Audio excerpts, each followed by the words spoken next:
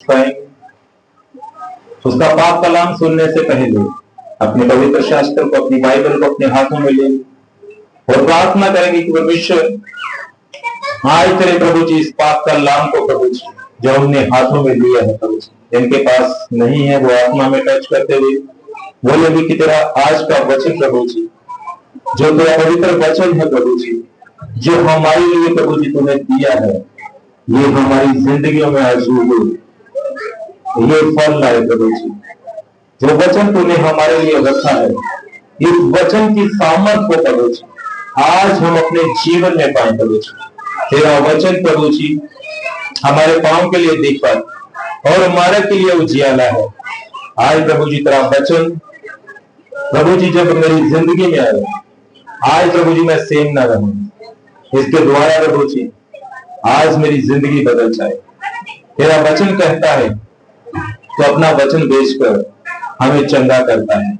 आज चंगाई प्रभु जी मेरी आत्मा की हो, मेरे शरीर की हो, मेरे दिमाग की हो, मेरे फाइनेंस की हो, मेरे परिवार की हो, मेरी हर उस चीज की आज चंगाई हो। यहाँ पर शैतान ने अटैक करके खराब किया है प्रभु जी। आज प्रभु जी मैं चंगा हो जाऊं तेरे वचन को सुनने के बाद। प्रभु जी तेरा धन्यवाद करते प्रभु जी। आज तेरा वचन प्रभु जी मेरी जिंदगी में उगे 100 गुना फलों को लेके कोई भी शैतान की शक्ति से इन वचनों को मेरे जीवन से चुराने ना पाए। यीशु के समर्थी नाम से आमीन। Hallelujah, hallelujah. धन्यवाद करते हैं परमेश्वर का आज के लिए, क्योंकि प्रभु यीशु मसीह के जी उठने के दिन में आज हम सब लोग शामिल हैं। हालेलुया। और प्रभु यीशु मसीह आज के दिन मुर्दों में से जी उठे, उस पर मौत भी जयवंत नहीं हो पाई, मौत भी उस पर हावी नहीं हो पाई। उसने मौत को हराकर आज के दिन प्रभु यीशु मसीह जीवित हो उठे। हालेलुया। जिसके ऊपर मौत का भी राज्य नहीं रहा। हालेलुया। आज जो इंसान इस दुनिया में पैदा होता है, हर एक को मौत का स्वाद चखना ही पड़ता है। चाहे कितना भी कोई धनवान हो, जितना भी कोई अपने आप को कहता हो, उसे मौत का स्वाद चखना ही पड़ता है। हालेलुया। वो मृत्यु यीशु मसीह पर भी आई, पर वो मृत्यु उस पर राज्य कर नहीं पाई। हालेलुया। वो मौत को हराकर तीसरे दिन मृतकों में से जी उठा। यीशु जिंदा है। सब बोलेंगे यीशु जिंदा है। अपने पड़ोसी को बोलेंगे यीशु जिंदा है। तू भी जीवित हो जा। अपने पड़ोसी को बोलेंगे तू भी जीवित हो जा। हालेलुया। किन चीजों से जीवित होना? अपने पापों से, अपनी बुराइयों से, अपने झूठ से, हर वो काम को छोड़कर तुझे जीवित होना है। बोले अपने पड़ोसी को तू जीवित हो जा। अपने पाप से, अपनी बुराई से, झूठ से, धोखे से, लालच से उसे छोड़कर तू जिंदा हो जा। हालेलुया। ये सब पाप तुम्हें मृत्यु की ओर लेके जाने वाले हैं। इनसे तू बचकर जीवित हो जा। हालेलुया। क्योंकि परमेश्वर के वचन में जब हम पढ़ते हैं, इसमें लिखा है पाप की मजदूरी क्या है? मृत्यु है। जब पाप हमारे जीवन में हावी होगा तो हम मौत को पाएंगे। एक शरीर की मौत, दूसरी आत्मा की मौत भी होती है। हालेलुया। जो हमें नरक में लेके जाती है। वो मृत्यु ऐसी मृत्यु है जो आदमी मरता नहीं, तड़पता है। हालेलुया। उसमें हमेशा तड़पता रहता है आग में। हालेलुया। उस मृत्यु से परमेश्वर हमें बचाना चाहता है। हालेलुया। हम जिर्मिया के पत्र में से आज पढ़ेंगे। जिर्मिया की किताब, जिर्मिया नबी की किताब, उसका 31 अध्याय यिर्मयाह नबी उसका 31 अध्याय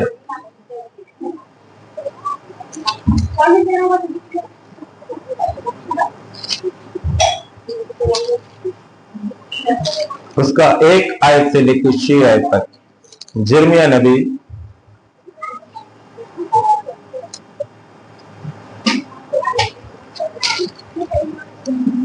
उन दिनों में मैं सारे इस्राएली कौमों का परमेश्वर ठहराऊंगा और वे मुझसे कहेंगे, यहोवा की यही वाणी है। यहोवा यो कहता है, जो बच्चे तलवार से वन निकली, उन पर जंगल में अनुग्रह हुआ। मैं इस्राएल को गिराव देने के तैयार हुआ। यहोवा ने मुझे दूर से दर्शन देकर कहा, मैं तुझसे सदा प्रेम रखता आया हूँ, इस कारण मैं तुझ पर अपनी करुणा बनाए रखी है। इस्राएली को मार करने मैं तुझे फिर दिखाऊंगा, वहां तुझे पुकार करके डाकू बजाने लगेगी और आनंद करने वालों के बीच में नाचती हुई बजेगी। तू शोमरोन के पहाड़ों पर अंगूर की बारिश देर लगाएगी और जो उन्हें लगाएंगे वे उन्हें फल भी खाने पाएंगे, क्योंकि ऐसा दिन आएगा जिससे एक व्यक्ति के पहाड़ी देश के पहले पुकारेंगे, तो हम अपने परमेश्वर यहोवा के पास को चले। आमीन, हालेलुया, हालेलुया। यहाँ पर यिर्मयाह नबी जो परमेश्वर के पास कलाम में लिखता है, पुनरुत्थान परमेश्वर के अनंत प्रेम की घोषणा। हालेलुया। पुनरुत्थान का मतलब क्या है? जी उठना, दोबारा जी उठना। हालेलुया। मौत पर जयवंत होकर जी उठना उसे पुनरुत्थान कहते हैं। हालेलुया। मुर्दों में से जी उठना उसे पुनरुत्थान कहते हैं। हालेलुया। पुनरुत्थान परमेश्वर के अनंत प्रेम की यहाँ पर वो घोषणा करता है कि प्रभु ने हमें अतीत में दर्शन देकर कहा कि मैंने तुमसे अनंत प्रेम रखा है, मैंने तुमको अविचल कृपा की है, तुम पर अविचल, हालेलुया, कृपा की है। हालेलुया। जब हम इस परमेश्वर के पवित्र वचन में पढ़ते हैं, यहाँ लिखा है, कहता है कि तुम शोमरोन के पहाड़ों पर अंगूर की बारियां फिर लगाएगी और उन्हें लगाएंगे, उनका फल भी खाने पाओगे, क्योंकि ऐसा दिन आएगा जिसमें एफ्रेम की पहाड़ी देश के कहे हुए पुकारेंगे, उठो हम अपने परमेश्वर यहोवा के सिय्योन को चले। हालेलुया। कहता कि वो पहरे हुए उठ खड़े होंगे। हालेलुया।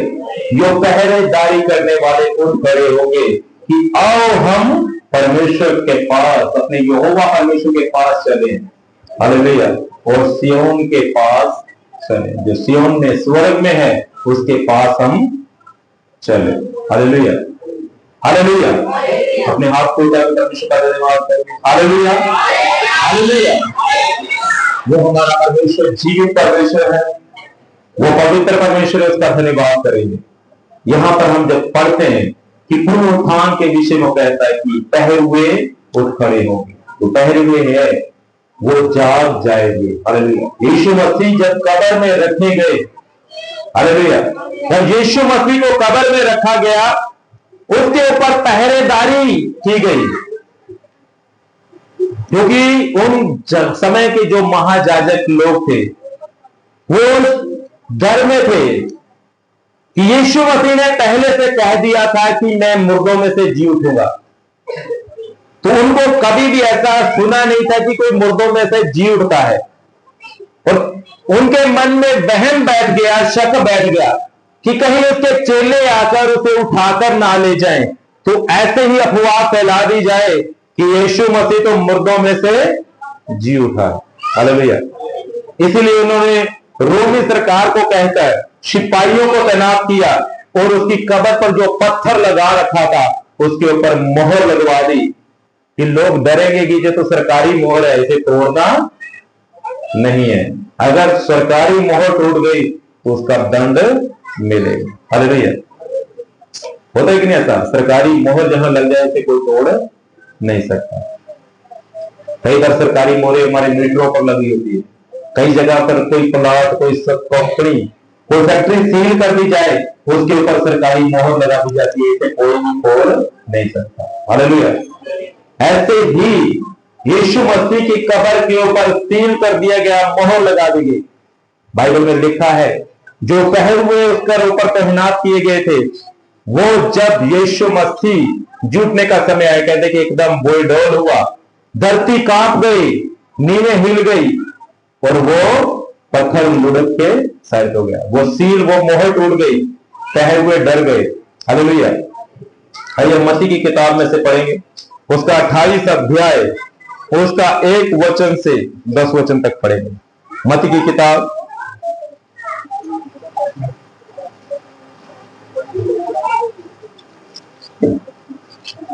28 अध्याय। के दिन के बाद सप्ताह के पहले दिन 100 बजने की मरियम मगदलीनी और दूसरी मरियम कब्र को देखने आई, और देखो एक बड़ा भूकंप आया, क्योंकि प्रभु का एक दूत स्वर्ग से हुआ और पास आकर उसने पत्थर को उतार दिया और उस पर बैठ गया। उसका मुंह मिट्टी का था और उसका वस्त्र माले के समान उस पर था। उसने बैठ से पहले कांप उठे और हो गई।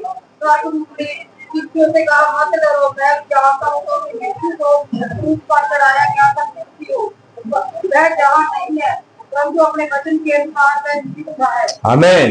हालेलुया। हालेलुया। यहाँ पर हम देखते हैं, जब इसका 27 अध्याय के लास्ट वचनों को पढ़ते हैं, वहां पर लिखा गया है कि कब्र पर पहरा लगा दिया गया, सरकारी मोहर लगा दी गई कि कोई आकर छेड़खानी ना करे, कहीं यीशु मसीह को कोई उसकी लाश को चुरा के ले जाए, कैसे ये अफवाह ना फैल जाए कि यीशु मसीह को क्या है, वो जीवित होता है। कहते कि यीशु मसीह जब शुक्रवार को कब्र में रखा गया, अगले दिन उनका पवित्र दिन था, सब्बत का दिन, शनिवार को वो सब्बत का दिन पवित्र करके मानते थे। हालेलुया। तो अभी सब्बत के दिन गुजर गया, क्योंकि वो शाम को शुक्रवार को रखा गया था।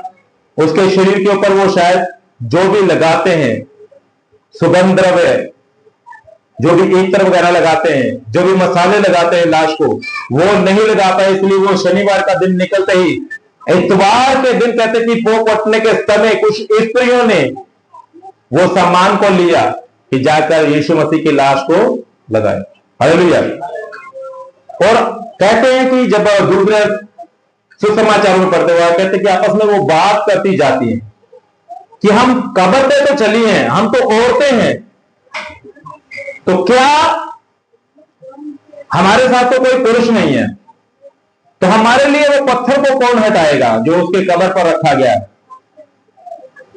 ये आपस में बात करती जा रही। जब कब्र पर वो कहते कि पहुंची, उन्होंने देखा कि वहां से तो पत्थर पहले से कब्र से हटा हुआ है।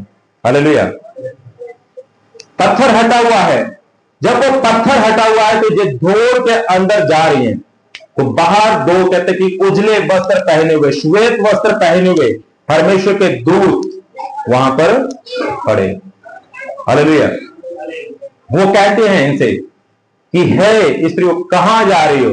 वो कह रही कि हम यीशु मसीह को देखने जा रही। कहते कि तो वो तो जीवित है, तुम उसे मुर्दों में क्यों ढूंढती फिर रही हो?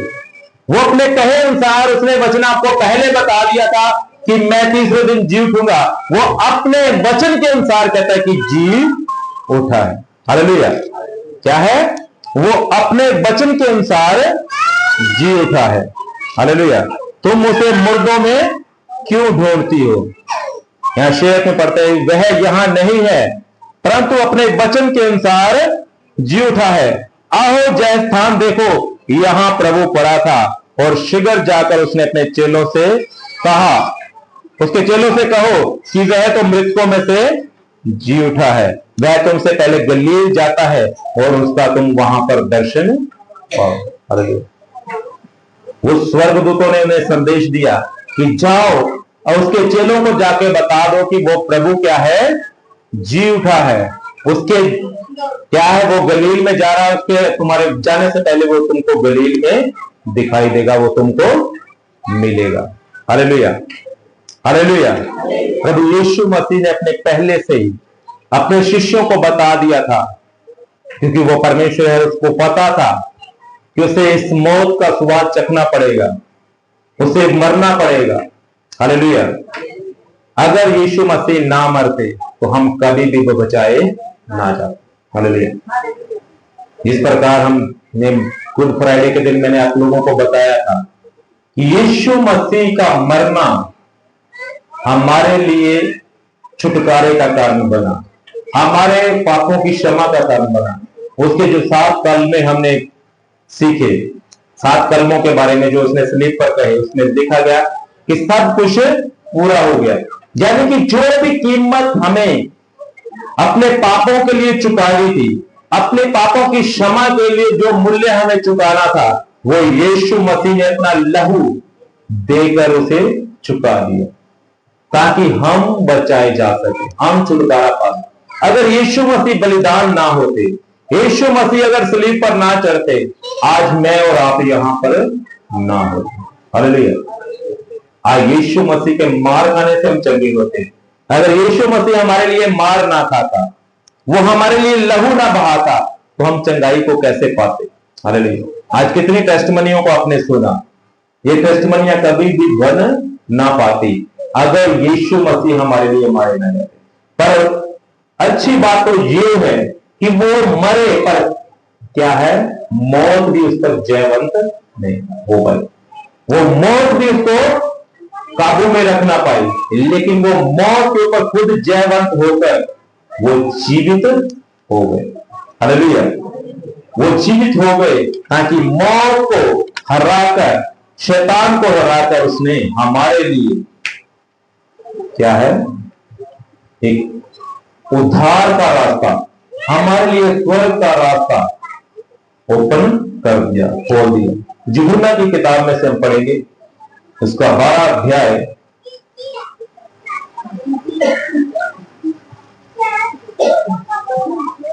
उसका 20 से 33। यूहन्ना की किताब, उसका 12 अध्याय,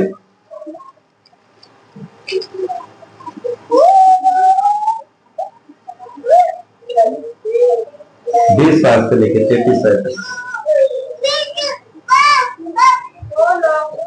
में आराधना करने आए थे, उसमें से कुछ विश्वासी थे। उन्होंने गलील के बैतसैदा के रहने वाले फिलिप्पुस के पास आकर उससे विनती की, श्रीमान, हम यीशु से भेंट करना चाहते हैं। फिलिप्पुस ने आकर अंद्रयास से कहा, अब अंद्रयास और फिलिप्पुस ने जाकर यीशु ने कहा। इस पर यीशु ने उससे कहा, यह समय आ गया कि मनुष्य के पुत्र की महिमा हो। मैं तुमसे सच सच कहता हूँ, जब तक गेहूं का दाना जमीन में पड़कर मार नहीं जाता, वह अकेला रहता है। परंतु जब मर जाता है तो बहुत मार लाता है। जो अपने प्राण को पेट पर जानता है, वह उसे खो देता है, और फिर जब तक अपने प्राण को अपने जानता है, वह अनंत जीवन के लिए। हालेलुया। यहाँ पर परमेश्वर का पाक कलाम यीशु मसीह हमें बताते हैं, कहता है कि जब तक एक बीज भूमि के अंदर नहीं जाता, वो मर नहीं जाता, तब तक वो फल नहीं ला सकता। जैसे हम कणक का दाना अगर बोते हैं जमीन में, पहले वो खत्म हो जाता है, उसके बाद उसमें से अंकुर फूटता है, फिर वो क्या है, पौधा बनता है और उसमें फल आता है। हालेलुया। इसलिए यीशु मसीह भी हमारे लिए मारे गए, ताकि हमारे वो छुटकारों को, हमारे लिए वो फलों को वो क्या है, लेके आ सके। हालेलुया। कहता है कि जो कोई अपने प्राण को बचाता है उसे खोता है, जो अपने प्राण को अप्रिय जानता है, कहता है कि अनंत जीवन उसी के लिए रक्षा करता है। हालेलुया। और आगे अगर हम पढ़ते हैं, यीशु मसीह की मृत्यु की ओर संकेत करते, कहता है कि अब मेरा जीव व्याकुल है, इसलिए अब मैं क्या कहूं, है पिता इस घड़ी से मुझे बचा, क्योंकि मैं इस कारण इस घड़ी को पहुंचा हूं। और है पिता अपने नाम की महिमा है। तब आकाशवाणी हुई कि मैंने उसकी महिमा की है, फिर भी मैं उसकी महिमा करूंगा। तब लोग खड़े हुए सुन रहे थे, तो उन्होंने कहा कि बादल गरजा। दूसरों ने कहा, तो इस स्वर्गदूत उससे बोला। इस पर यीशु ने उससे सब कहा कि मेरे लिए नहीं, परंतु तुम्हारे लिए आया है। अब मैं संसार का न्याय होता होगा, और अब इस संसार का सरदार निकाल दिया जाएगा, और यदि मैं पृथ्वी पर ऊंचे पर गिराया जाऊंगा, तो अपने आप को फिर खींचूंगा। ऐसा कहकर प्रकट किया कि वह कैसी मृत्यु होएगा। और इस पर से लोगों ने कहा, हमने व्यवस्था की बात सुनी है, मसीह सर्वदा रहेगा, फिर तुम क्यों कहता है कि मनुष्य का पुत्र ऊंचे पर गिराया जाएगा। अवश्य यह मनुष्य का पुत्र कौन है? यीशु ने उससे कहा, ज्योति अब थोड़ी देर है और तुम्हारे बीच में है, और ज्योति तुम्हारे साथ है, तब चलो। ऐसा न हो कि अंधकार तुम पर आ गया। जो अंधकार में चलता वह नहीं जानता किधर को जाता है। जब तक ज्योति तुम्हारे साथ है, ज्योति विश्वास करो ताकि तुम ज्योति की संतान बनो। हालेलुया। कहता है कि मैं तुम्हारे बीच में से खींच लिया जाऊं। हालेलुया। मैं ऊंचे पर चढ़ाया जाऊंगा। लोग कहते हैं कि ऐसा तो नहीं हो सकता कि जो परमेश्वर का पुत्र है वो कैसे मर सकता है। हालेलुया। वो कैसे मर सकता है, वो कैसे इस दुनिया को छोड़ सकता है। कहता है कि मैं जानता हूं कि थोड़ी देर मैं तुम्हारे बीच में हूं और थोड़ी देर के बाद मैं तुमसे खींच लिया जाऊंगा। और कहता है कि मैं ज्योति जो तुम्हारे साथ में, तुम उस पर विश्वास करो ताकि तुम ज्योति की संतान बन सको। हालेलुया। हमें ज्योति की संतान बनना, उस पर विश्वास करना है। यह परमेश्वर हमारा मर गया था लेकिन मौत उस पर जयवंत नहीं हो पाई। वो कहता है, ऐ मृत्यु तेरा डंक कहां रहा, ऐ मृत्यु तेरी जय कहां रही। हालेलुया। मौत भी उसको हरा नहीं पाई, शैतान भी उस पर विजय नहीं हो पाया। बाइबल में लिखा, उसने शैतान को अपने पैरों तले कुचल दिया और मृत्यु पर जयवंत होकर वो स्वर्ग में उठा लिया गया। बाइबल कहती है कि जब हम उसके वचन को पढ़ते, उसमें लिखा है कि जब यीशु मसीह स्वर्ग में उठाए जाने वाले थे तो उसके चेहरे ऊपर की ओर देख रहे थे, तो यीशु मसीह को ऊपर जाते देख रहे, तो स्वर्गदूत वहां से उतरे और उन्होंने आकर कहा कि है गलीलियो, जिस यीशु को तुम जाते हुए देख रहे हो वो एक दिन फिर बादलों पे आने वाला है। हालेलुया। फिर क्या है?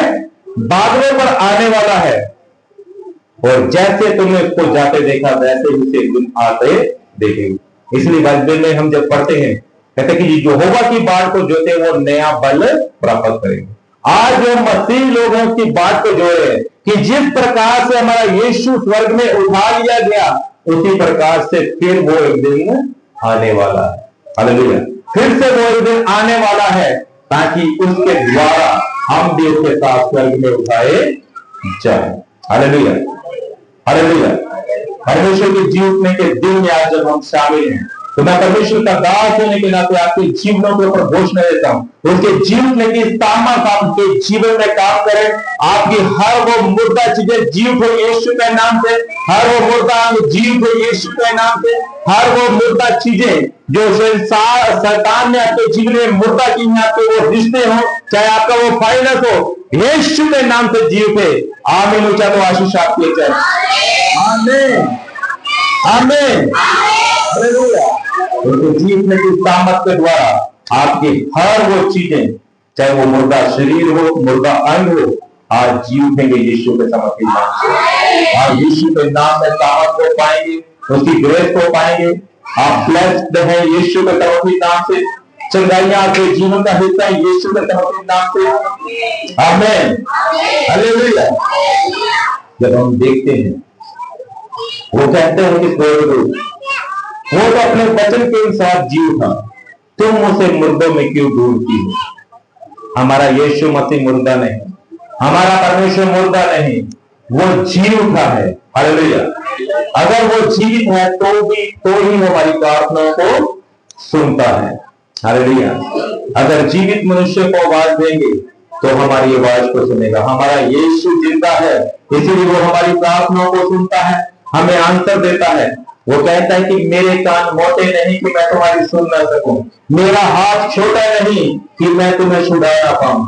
आज यीशु मसीह का सामर्थी हाथ आप लोगों पर आए, वो आपकी हर वो परिस्थितियों में जो जकड़े हुए हैं आपको छुड़ाएगा यीशु के सामर्थी नाम से। आपकी प्रार्थनाओं को सुनेगा यीशु के सामर्थी नाम से। आपको वो आंसर देगा यीशु के सामर्थी नाम से।